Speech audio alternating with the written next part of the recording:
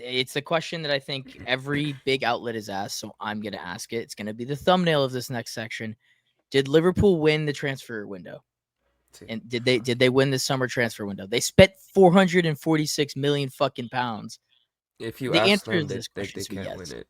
They can't win it if they spent that can't. much money. Good They're point. disqualified for spending that much money if you ask the Liverpool fan base. Well, Milo, they can't compete with the likes of City and United and Chelsea. They live on a different planet. 446 million pounds. Not all euros. to this bald bastard. Hey, you watch how you speak about bald coaches. Hey. It's crazy. So they broke the record for a British transfer record with Wirtz. And then they want to see me do it again. They said, fuck it, we're going to do it again. And as a fellow net spend enthusiast, I rate it. You know what I mean? I know you guys don't, and I will let you guys have the floor in that sense. But in terms of a net spend enthusiast, they did get a lot of people out. Just off the top of my head, like Kwanzaa and Elliott, which will be recorded next year. But there's a lot of guys that Doak for 25 million. They started to look at our notes, starting to sell these academy guys for what looked like inflated. But I mean, shit, 25 million for Doak, you take that. They did sell a lot of guys, but they brought in guys, didn't they? I think it's like a really good FIFA transfer window. Like, if I like just hopped on the game as like if you give the game to a 12-year-old, like those are the type of transfers he makes, right? Just called himself a 12-year-old. Nah, listen, I do realistic transfers, okay? Let's make one thing very clear. But no, seriously, like that's kind of felt like, oh yeah, Frimpong, nice. Kirkus, he was really good last year. Let's have him. Wirtz, yeah, we'll take him. Record. Isak, we'll do that too. I'm not, obviously we'll get to ratings at the end. I think it was a 10 if they got Gahey in. I feel like they covered almost every base. I'm always kind of questionable with the midfield. I feel like we've had this conversation a million times. So I guess I kind of stick to the transfers themselves. Yes. I don't know what else they could have done to tell the whole league, yeah, we want to win the title again. I can't think of any other transfers. So I think, yes, they definitely won the window.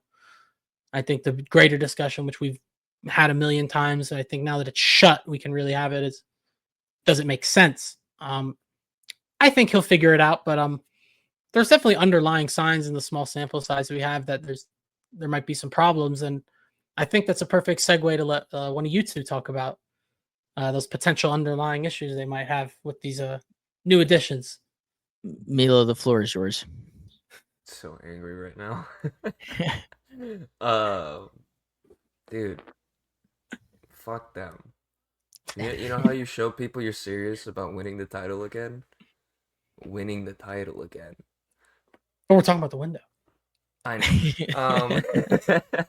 But like, I don't know. It's fine. They can spend this money. I just think after all the complaining that I've heard throughout my entire fucking watching of this sport, it's an important place to have the conversation. It's fucking absurd for you to not only break the fucking record once, twice, in one window. How many of the fucking top transfers in Premier League history do they have? I think it's 3 or 4. It's a lot. Yeah. They've won. They broke the record on a goalie, a center back, a midfielder, and a striker. Every single spot.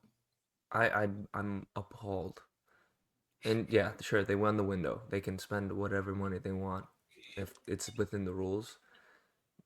But for all the chat that they've had in the past, and they do this and just be okay with it, don't really hear that many fans slapping their own team's hands on this one. So fantastic point. I think well done. It's well done to bring that up, because I think that's it's more important to me, because I've been seeing it on my timeline too. Important to preface, Dylan, you're good at this. It's not a real place, you know what I mean? Twitter and all that, but like the amount of people talking about Wirtz and the expectations, and again, that's the internet. I think he'll be a good player for Liverpool personally, but people are getting on to him. He's had a slow start. I think it's totally valid, some critiques he's gotten. But to the fans that are like, oh my God, these people are just coming after Wirtz, I can't believe it. They're still making jokes about Caicedo's mom. It's the same fans. It's the same accounts. So like to Mila's whole point, you got to keep that energy. You have to keep the exact same energy you had beforehand. Like if you were going crazy about City spending and what Chelsea did, you should speak up and say, I don't have a problem with it anymore. Honestly, I respect that. Like opinions change over time. It's totally okay, but you gotta pick a side. I think that's kind of more important in terms of clarity. I think we all understand. Like, yeah, they spent a ton of money. They usually don't. Sure, I don't have a problem with it, but I think to Mila's point, like that should be clarified. Like you have to keep that same energy. You have to. Yeah. I also just don't like the agendas that pay City to be the bad guy, and they do this but they are in the background. I mean, we're front and center this window in a lot of media things, and Liverpool have just broken the record twice, but it's Reiner's in the front.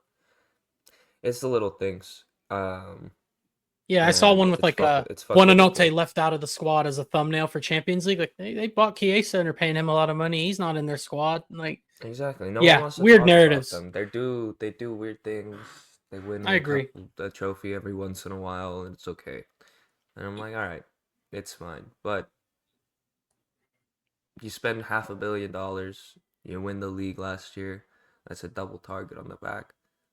And like you were saying, they shouldn't be fucking complaining. Like your chances. Yeah, I think there's no excuse. You're gonna have really. People coming for you. Whether there's no online, excuse. Twitter warriors or fucking players on the pitch. Like it's just what you're gonna have to deal with. Especially there's additional context. There's gonna be a 2-footed challenge, either verbally or physically, coming for you. There's additional context, but at the end of the day, the team that just won the league by 10 points spent $500 million. They're just a hypocritical team in every aspect. They called us cheaters, and then who got caught cheating first? Yeah, they're a hypocritical bunch. Liverpool. So, I mean, I don't want to. Window's a 9.5 out of 10 for me, though. Yeah, it's a great window. Look, 9 is fine. I actually want to say it's an 8 for me personally, and it's because I think if you spend $500 million, I shouldn't have questions. I shouldn't have questions about the squad makeup. I shouldn't have questions about who goes where and can I fit my 80 million pound striker next to my 140 million pound striker. That shouldn't be a question. It should be hey, I just spent 200 million on strikers. They go here and here in the biggest games. There's a chance that Ekitike is going to be a bench player in the biggest games. That's crazy to me. That's crazy to me. It's crazy to me that they have been leaky all summer and then they left it to the deadline to get their center back.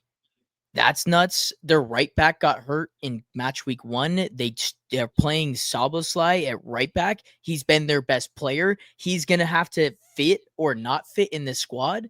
That's way too much questions for a team that spent $500 million. $500 million. I think a lot of your questions will get answered by the manager, whether you're right or wrong. True. I think your thought essentially is like, this is a lot for him to figure out.